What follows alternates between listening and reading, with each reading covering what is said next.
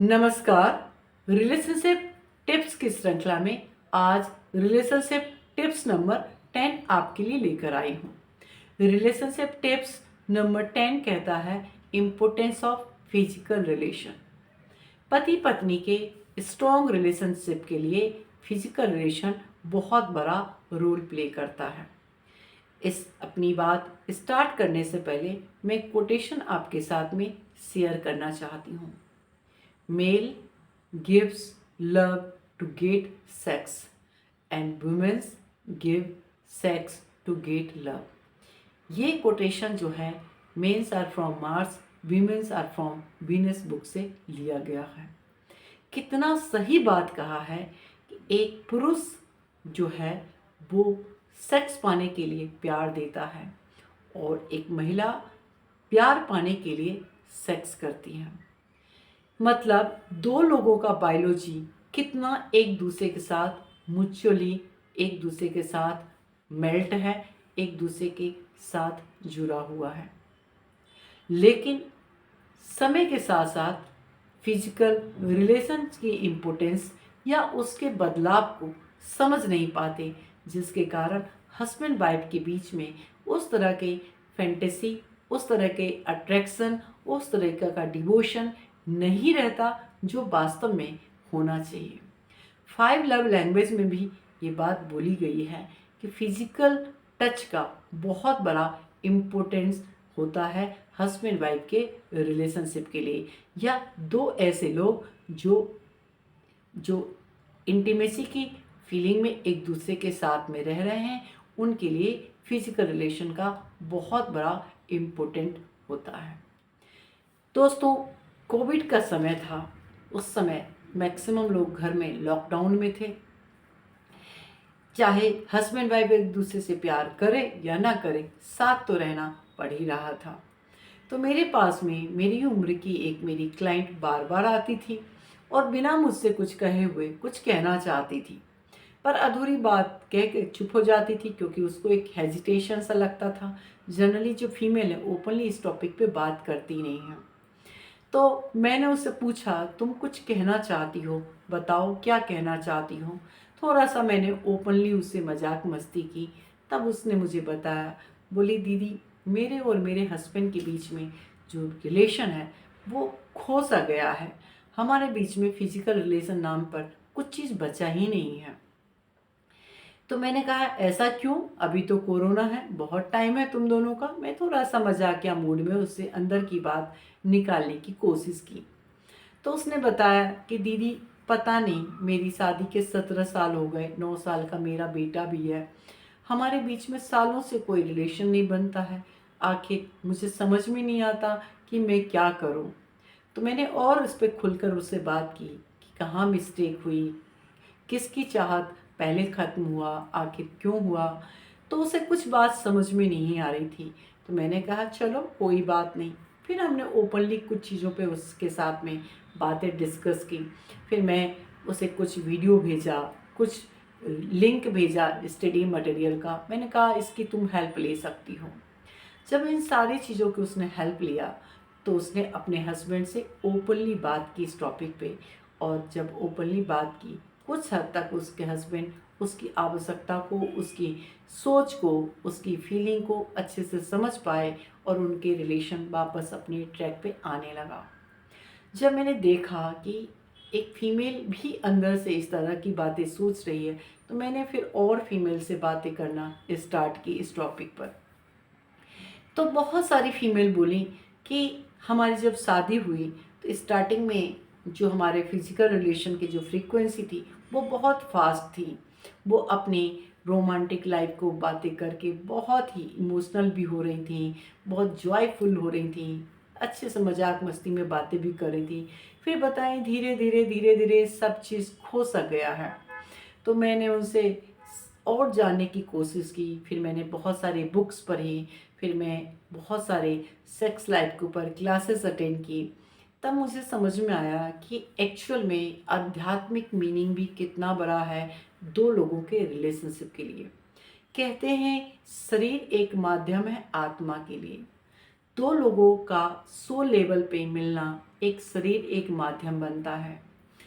चाहे हमारी सभ्यता में देख लीजिए या आजकल के ज़माने में लव मैरिज में देख लीजिए या लिविंग इन में देखिए, किसी भी रिलीजन में देखिए, जब दो कपल एक मेल फीमेल इंटीमेसी की फीलिंग में आते हैं तो उनके अंदर फिजिकल रिलेशन एक आधार बनता है एक दूसरे के रूह तक पहुंचने के लिए, एक दूसरे के आत्मा तक पहुंचने के लिए फिजिकल रिलेशन एक आधार बनता है। फिजिकल रिलेशन एक आधार है अपने इमोशंस को एक्सप्रेस करने के लिए। चाहे हस्बैंड वाइफ के बीच में कितना भी लड़ाई हो, लेकिन यदि उनका फिजिकल रिलेशन पे एंड होता है तो वो सारी लड़ाइयाँ भूल जाती हैं। इसलिए फिजिकल रिलेशन का एक अपना इम्पोर्टेंस है, एक अपना रोल है जिसे इसे प्ले करना है। लेकिन प्रॉब्लम कहाँ आती है, तो पहला पक्ष मैं यहाँ पर बताना चाहूँगी। अक्सर फीमेल के साथ में क्या प्रॉब्लम होता है कि आफ्टर मैरिज जो फीमेल होती हैं, जब माँ बन जाती हैं तो वो अपने करेक्टर को भूल जाती हैं, वो एक करेक्टर में लीन हो जाती हैं। पर वो ये भूल जाती हैं कि वो एक माँ भी है, अपने हस्बैंड के लिए वो गर्लफ्रेंड भी है, वो उसकी जो सपनों की परी है वो भी है, सब कुछ है।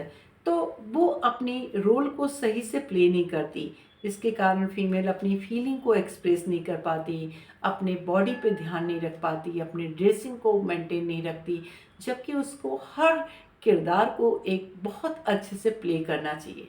लेकिन उसमें इतना लीन हो जाती है कि अपनी मेन किरदार या अपने हस्बैंड वाइफ की जो मेन रिलेशन है उसको कहीं दूर वो छोड़कर आगे बढ़ चुकी रहती है। फिर जब उनके बच्चे बड़े हो जाते हैं तब वो वापस अपनी फैंटेसी की दुनिया में जाना चाहती है, अपनी लव लाइफ को सर्च करना स्टार्ट करती है। तब तक देखती है तो उसका हस्बैंड उससे बहुत आगे निकल चुका रहता है और ऐसे समय में फिर ओपनली वो बोल नहीं पाती है। पुरुषों के साथ में एक चीज़ बड़ी समस्या है कि उनका क्या है कि फाइनेंशियल लायबिलिटीज़ को पूरा करना और ऑफिस जाना। वो ये भूल जाते हैं कि महिलाओं के साथ में भी इतना सारा इमोशनल ड्रामा हो रहा होता है। एक महिला हर प्रकार के किरदार को निभा रही होती है। ऐसे समय में जो पुरुष है उसको समझना चाहिए किस समय किस प्रकार के फिजिकल टच की आवश्यकता होती है। बट इस तरीके का कन्वर्सेशन वो कर नहीं पाते हैं। इसके कारण उनके बीच में बहुत बड़ा गैप बन जाता है। फिजिकल रिलेशन के रूप भी बदलते रहते हैं। फीमेल और मेल के माइंड की कंडीशन जैसे जैसे चेंज होती है वैसे वैसे फिजिकल रिलेशन के भी कंडीशन चेंज होती है। ज़रूरत है तो हस्बैंड वाइफ को बैठकर एक दूसरे के फिजिकल नीड को अच्छे से समझने के लिए। पर फिजिकल नीड को सही से समझ नहीं पाते। उसका सबसे बड़ा रीज़न होता है lack of knowledge. Physical relation का कितना बड़ा इम्पोर्टेंट रोल है इसे सही से समझ नहीं पाते, जिसके कारण वो फिजिकल रिलेशन को हमेशा सेक्स से कंपैरिजन करते हैं। जबकि फिजिकल रिलेशन के लिए सेक्स एक पार्ट है, पर उसके अलावा भी फिजिकल टच के बहुत अलग अलग मायने हैं, उसके अलग अलग मीनिंग हैं। तो दोस्तों, हस्बैंड वाइफ के स्ट्रॉन्ग रिलेशनशिप के लिए फिजिकल टच का नॉलेज होना, उसको सही से समझना बहुत ज़रूरी है। और उसका एक ही समाधान है अपने पार्टनर से खुलकर बात करना। लेकिन खुलकर बात करने का मतलब ये नहीं आप अपनी इच्छा को थोपें। खुलकर बात करने का मतलब है पहले अपने पार्टनर की सुने। जब आप अपने पार्टनर की सुनेंगे तो आपका पार्टनर भी जो है आपका ज़रूर सुनेगा।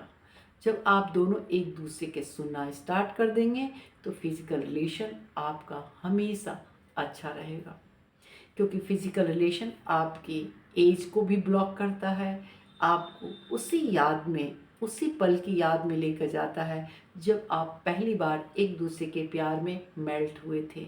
जब एक दूसरे के प्यार में आप खोए थे, वो खोना हमेशा आपको याद रहेगा और आपकी जो मैरिड लाइफ है वो हर दिन नई और नई लगेगी। एक फिलोसफर कहते हैं कि हस्बैंड वाइफ के रिलेशन को ऐसा होना चाहिए कि हर रात उनका पहला रात हो, इतना खूबसूरत होना चाहिए। उसके लिए फीमेल को भी चाहिए कि अपने रूम के सराउंडिंग को थोड़ा सा डेकोरेटिव रखें, थोड़ा सा खुशबूदार रखें, इंटीमेसी की फीलिंग वाली बातें करें, कुछ बुक्स पढ़ें, कुछ मजाकिया कोटेशंस को करें। ऐसे में हम अपने पार्टनर को कंफर्टेबल बनाते हैं। जब आप अपने पार्टनर को कंफर्टेबल बनाओगे, आपका पार्टनर हमेशा यंग रहेगा। एक फिलोसफर कहते हैं कि जितना फ्लर्टी नेचर का आपका आपके पार्टनर के प्रति जितना फ्लर्ट रहेगा, उतना ज़्यादा यंग हार्मनी रहेगा। अब फ्लर्ट नेचर का मतलब आप अपने पार्टनर की छोटी मोटी तारीफ़ करें। वो तारीफ़ जो आप कॉलेज के टाइम में करते थे, वो तारीफ़ जब आप इंगेजमेंट के टाइम में जो हनीमून पीरियड पे आप बातें करते थे, वो तारीफ़ हमेशा छोटी छोटी करते रहना चाहिए। कई बार जो इंटीमेसी की फीलिंग है वो बातों से भी पूरी हो जाती है, कई बार आँखों से भी पूरी हो जाती है, कई बार कुछ लिख कर देने से भी पूरी हो जाती है। तो रोमांस करने के अलग अलग तरीके होते हैं और इसे समझने के लिए अपने पार्टनर को समझें। जब आप अपने पार्टनर को अच्छे से समझेंगे, आपका मैरिड लाइफ हमेशा बहुत ही अच्छा होगा।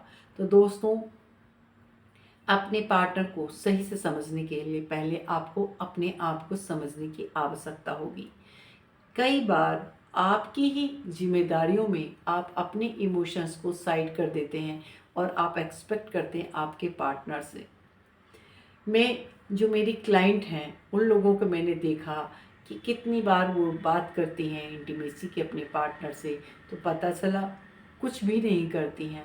कितनी बार वो अपने मैरिड एनिवर्सरी पे एक हनीमून जैसा डेकोरेशन अपने रूम की करती हैं, तो एक बार भी नहीं करती हैं।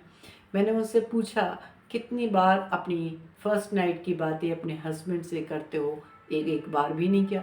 ये छोटी छोटी बातें हैं जो आपके उस फीलिंग को फिर से जागृत कर सकता है जो आपने अपने पार्टनर के साथ में बिताए हैं। ऐसे ही मेल से मैंने पूछा कि आप सेक्स के अलावा फिजिकल टच के बारे में कितना जानते हैं, तो कुछ नहीं जानते, जबकि फिजिकल टच का एक बहुत बड़ा रोल प्ले होता है।